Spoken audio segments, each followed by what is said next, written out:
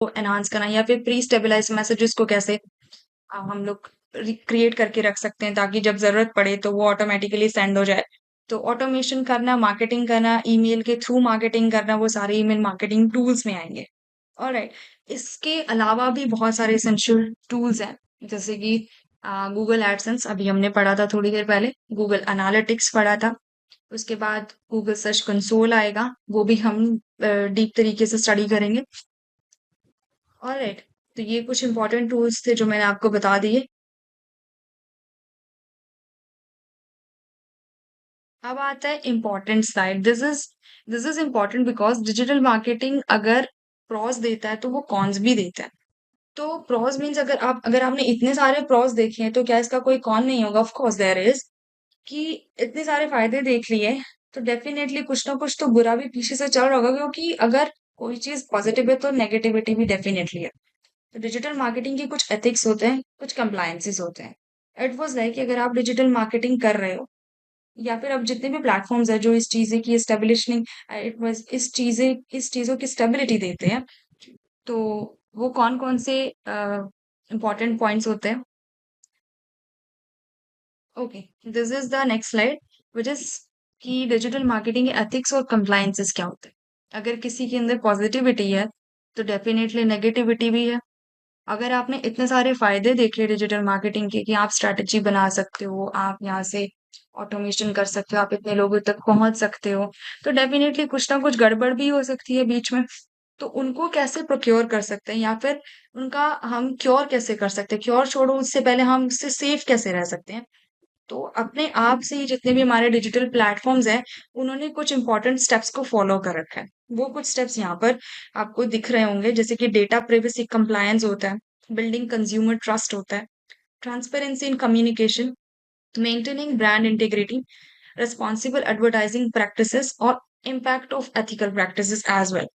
सबसे पहले आपका डेटा प्राइवेट रहना चाहिए। ठीक है।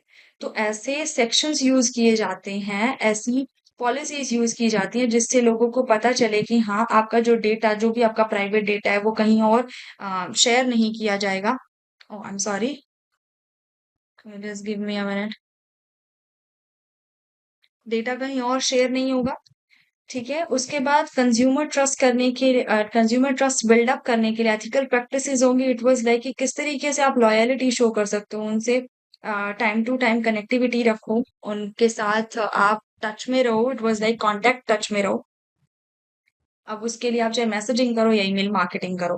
ठीक है। उसके बाद ट्रांसपेरेंसी होनी चाहिए आपकी कम्युनिकेशन में। इट मीन्स अगर आप जो चीजें बता रहे हो वही चीज उन्हें मिलनी चाहिए, तो वहां से ट्रस्ट बिल्डअप होगा, आपका प्लेटफॉर्म भी ग्रो करेगा। क्योंकि अगर ट्रस्ट मेंटेन नहीं करेंगे तो फिर वो नेगेटिव में चला जाएगा। ऑलराइट।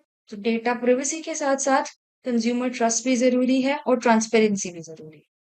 फिर ब्रांड मेंटेनेंस कैसे होगी? डेफिनेटली अगर आपने कनेक्टिविटी अच्छी कर रखी है, अगर आप प्रोडक्ट्स को अच्छे से उन्हें डिलीवर कर रहे हो या अपने कंटेंट को अच्छे से डिलीवर कर रहे हो, कोई ऐसा इश्यू नहीं है जिससे उनके डेटा को कोई प्रॉब्लम होती हो या उनके ट्रस्ट को कोई चोट पहुंचती हो, तो फिर आपकी ब्रांड इंटेग्रिटी भी मेंटेन रहेगी।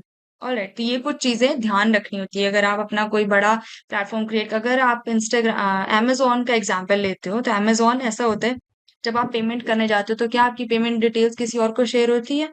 नहीं। That is the step which is known as data privacy. फिर कंज्यूमर का ट्रस्ट है कि आपको वो एग्जैक्टली डिलीवरी करके देता है। अगर आपने कोई प्रोडक्ट ऑर्डर किया तो 1 हफ्ते में, 3 दिन से 1 हफ्ते के बीच में वो प्रोडक्ट आ जाता है। That is consumer trust. और वो आपको कॉन्टिन्यूसली मैसेज भी करते रहते हैं कि आपका प्रोडक्ट शिप हो चुका है, आपका प्रोडक्ट अब पहुंच जाएगा। राइट। उसके बाद आपका कम्युनिकेशन भी ट्रांसपेरेंट होता है कि आपको दिखाते रह, जो ये चीजें दिखा रहा है कि हाँ, अब यहाँ आ गया, वहां आ गया है, आपके पास शिपिंग होने वाली है, फिर एक कॉल आता है, दैट इज ऑल कम्युनिकेशन। फिर ब्रांड इंटीग्रिटी हो गया। ये सब चीजें फॉलो करोगे तो ब्रांड ऑब्वियसली बढ़ेगा। अगर आप ट्रस्ट क्रिएट करोगे तो आज एक जना इस चीज को यूज कर रहा है तो वो नेक्स्ट को बताएगा, बिकॉज मेंटेनेंस अच्छी है। Next, responsible advertising practices. अगर आप अपनी चीज को एडवर्टाइज कर रहे हो तो कोई मिसलीडिंग क्लेम मत उसके अंदर करो। अगर आप अच्छे से एडवर्टीजमेंट करते हो, वल्नरेबिलिटी शो करते हो या फिर असेसिबिलिटी शो करते हो, तो उसमें क्या पता चलेगा कि आप एक रिस्पॉन्सिबल प्रैक्टिस कर रहे हो। राइट। तो ये कुछ ये 5 इंपॉर्टेंट स्टेप्स थे। और जो last and but not the least which is ethical practices. Ethical practices, अगर आप कोई ब्रांड अवेलेबिलिटी शो कर रहे हो तो जब आप कस्टमर से एंगेज कर रहे हो, तो कस्टमर से कुछ इस तरीके से बात करो या फिर कुछ इस तरीके से एंगेज करो कि वो आपको प्रायोरिटाइज रखे, यानी कि उन्हें ये पता चले कि आप अपने एथिक्स को फॉलो करते हो। If it was like for an example, ethics कैसे फॉलो होते हैं? अगर मैं किसी को अपना कस्टमर बनाना चाहती हूँ, तो डेफिनेटली पहले मैं उसे बताऊंगी कि मेरे पास इतनी सर्विसेज हैं, मैं आपको ये चीज़ें प्रोवाइड करूँगी। मैं आपको ये 40 मॉड्यूल्स कवर कराऊँगी। उसके बाद मैं आपको 40 प्लस एआई टूल्स दिखाती हूँ, पढ़ाऊँगी। उसके बाद मैं आपको एक वेबसाइट दूँगी, फ्री वेबसाइट जिसमें आप स्टडी करोगे सारी चीज़ें, खुद से ऑटोमेशन वगैरह देखोगे। उसके बाद मैं आपको एक फ्री एडिटिंग टूल देती हूँ जिसका नाम कैनवा होगा, जो आपको ग्राफिक्स क्रिएट करने में ईज़ीनेस देगा।